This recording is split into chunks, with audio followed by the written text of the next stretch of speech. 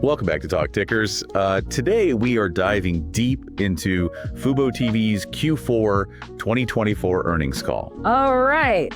Get ready for some serious number crunching because this sports-focused live TV streaming platform just dropped a bombshell. Yeah, they did. Let's break it down. Right off the bat, FUBO exceeded their revenue guidance. We're talking almost $1.6 billion for the year, with North American subscriber growth hitting an all-time high. And get this, they achieved positive free cash flow for the first time ever. That's huge in the streaming world. Positive cash flow. That's the holy grail for a lot of these companies. Absolutely. But wait, there's more FUBOs merging with Hulu Plus Live TV, making them a serious contender as the 6th largest pay TV provider. Exactly. And they're not stopping there. They're launching a new sports-centric bundle, basically targeting the skinny bundle market, and another called Z Family, aimed at the South Asian demographic. It's all about diversifying their offerings to appeal to a wider audience. So catering to niche markets, smart move, but wasn't there some bad news too? Something about ad revenue taking a hit? That's right. FUBO acknowledged a decline in ad revenue partly due to changes in their content portfolio.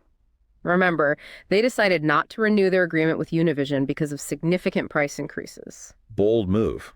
I wonder how that's going to play out for them. But they did say they're slashing the price of their Latino plan by 55% to compensate. That's got to be a first in the industry. Absolutely unprecedented. It shows they're serious about staying competitive and appealing to price-conscious consumers. Okay, so we've got the headlines now. Let's dig deeper into the numbers.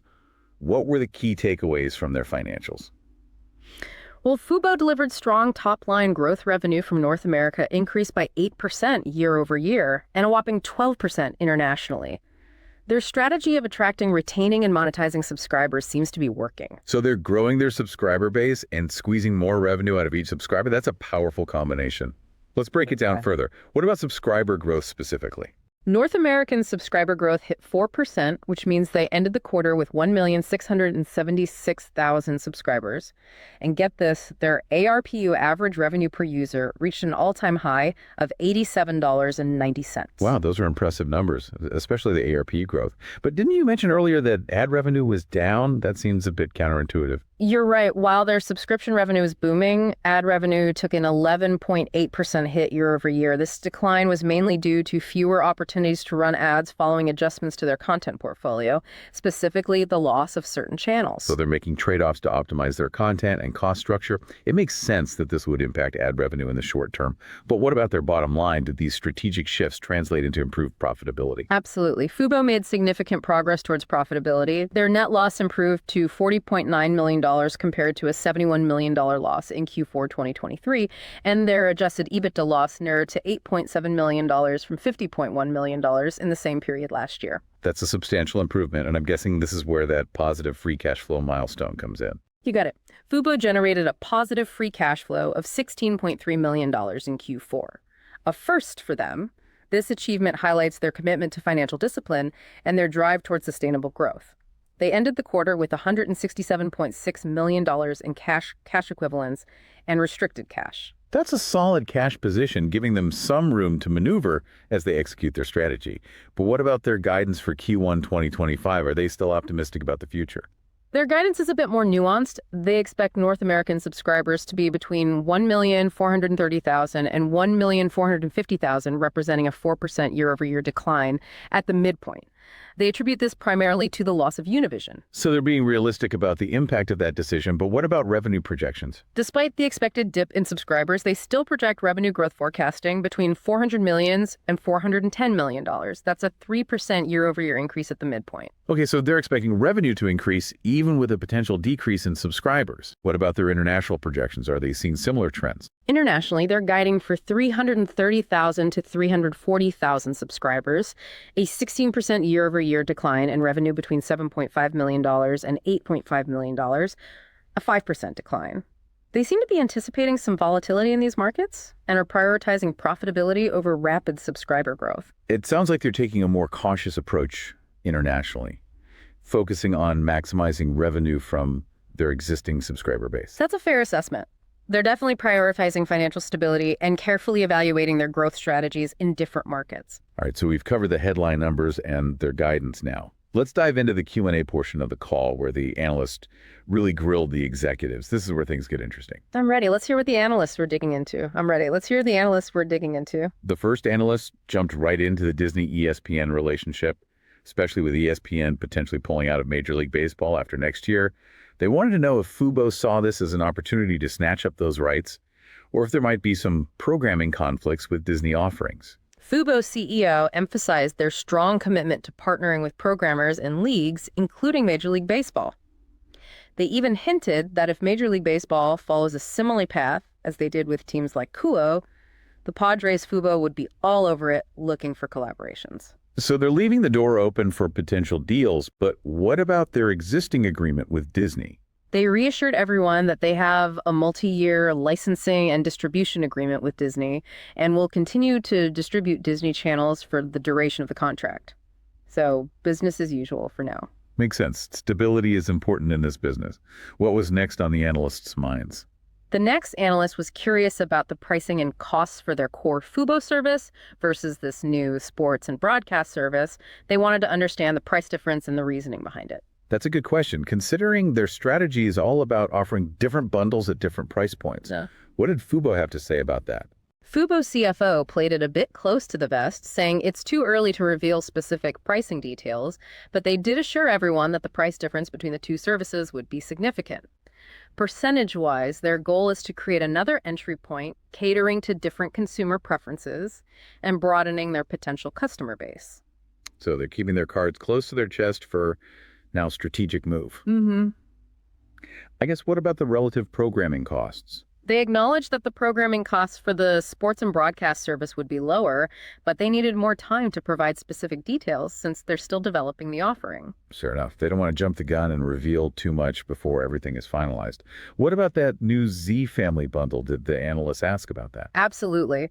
One analyst wanted to know if FUBO saw this as an upsell opportunity to their current subscribers, or if they were going after a whole new market. They were curious about the potential size of this new market and if it could lead to subscriber growth beyond their core sports-focused audience. That's getting to the heart of their diversification strategy. Are they moving away from their sports-first focus? What did they say? FUBO's CEO was quick to clarify that the launch of Z Family doesn't mean they're abandoning their sports roots. They emphasize their existing cricket offering and how this new bundle is a natural extension fitting perfectly with their super aggregation strategy of offering slimmer targeted bundles. So they're sticking to their guns, but also branching out strategically. What about attracting new subscribers versus upselling existing ones? They shared that their strategy has always been to attract customers with their sports content and then upsell them with their entertainment offerings. They believe they can replicate this with the Z Family bundle. Clever. Use the sports as a hook, and then reel them in with other content. Did the analysts dive deeper into the performance of the Z Family bundle? They did. One analyst asked if the bundle was attracting new subscribers or mainly serving as an upsell. FUBO's CFO admitted it was still too early to tell definitively, but said the initial results were encouraging. That's a good sign. Yeah. It'll be interesting to see how that bundle performs over time. Did the analysts ask about anything else? You bet they delved into the specifics of their advertising business, especially considering the decline in ad revenue we discussed earlier. They were curious about the impact of their expanded ad formats, the overall ad market dynamics, and if FUBO had any insights into the upcoming 2025 upfront. That's a critical area to explore. Competition for ad dollars is fierce, especially with Netflix now in the game. What does FUBO share about their advertising business? FUBO's CFO attributed the Q4 ad revenue decline to the loss of Discovery and Univision. He pointed out that if you adjust for those factors, their performance was likely in line with the broader market. So they're not doing as badly as it might seem at first glance. Did they provide any more specific details? Their direct business, primarily driven by the sports vertical, grew by double digits. But they did acknowledge some weakness in entertainment. CPMs, they partly attributed this to post-election uncertainty, but were optimistic about an improving market in March. So a mixed bag on the advertising front, but with some glimmers of hope. What about their outlook for the upcoming upfront? The CFO revealed that they're already seeing good early interest in the 2025 upfront. This suggests advertisers are recognizing FUBO's platform and audience reach. Positive signs for sure. What else did the analyst want to know? One analyst brought up an interesting point. This would be the first quarter with a seasonal roll-off where FUBO's free tier was active. They were interested in learning about the early results, particularly its effectiveness as a retention tool, and if FUBO had any plans to move it in front of the paywall in the future. That free tier is a fascinating experiment. What did FUBO have to say about its performance? FUBO CEO highlighted that the free tier has significantly boosted their reactivation rates. They even said that excluding December, which was impacted by COVID, December was their best retention month ever. Wow, that's a major win for the free tier. Any plans to make it more prominent? They didn't commit to any specific plans, but emphasized their focus on sustainable growth.